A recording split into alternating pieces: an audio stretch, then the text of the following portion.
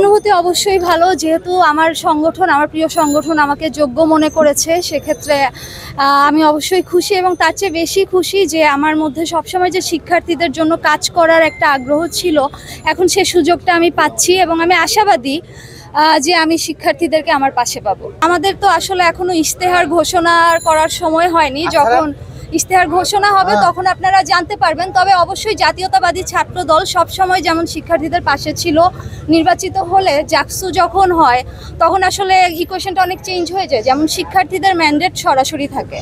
So সেক্ষেত্রে আমরা শিক্ষার্থীদের জন্য আরও কাছাকাছি, প্রশাসনের কাছাকাছি থেকে কাজ করতে পারবো, প্রশাসনকে প্রেশারে রাখতে পারবো। তো জাকসুর মূল কাজটা কি? জাকসুর মূল কাজ হচ্ছে কেবল এবং কেবলমাত্র শিক্ষার্থীদের সাথে থাকা। আমরা যেহেতু জাকসুর ক্যান্ডিডেট, আমরা নির্বাচিত হলে অবশ্যই আমাদের ফার্স্ট প্রায়োরিটি হবে, আমাদের অনলি প্রায়োরিটি হবে শিক্ষার্থীদের পাশে থাকা।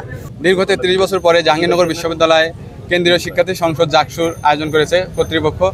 আমরা বাংলাদেশ জাতীয়তাবাদী ছাত্র দল সেই তফসিল ঘোষণাকে আমরা উষ্ণ অভ্যর্থনা দিয়ে গ্রহণ করেছিলাম এবং তারই ধারাবাহিকতায় আজকে জাতীয়তাবাদী ছাত্র দল তাদের মনোনীত প্যানেল ঘোষণা করেছে। এবং আমরা এই প্যানেল ঘোষণার মাধ্যম দিয়ে আমরা বলতে চাই যে জাতীয়তাবাদী ছাত্র দল অতীতেও ছাত্রদের সাথে ছিল, সাধারণ ছাত্রদের নিয়ে কাজ করছে, ভবিষ্যতেও সাধারণ ছাত্রছাত্রীদের নিয়ে কাজ করবে। আমরা মনে করি যে বাংলাদেশের সবচেয়ে বড় ছাত্র সংগঠন বাংলাদেশ জাতীয়তাবাদী ছাত্র দল, এবং ছাত্ররা সবসময় তাদের আশা আকাঙ্ক্ষার ঠিকানা হিসাবে জাতীয়তাবাদী ছাত্র দলকে গ্রহণ করেছে এবং গ্রহণ করবে।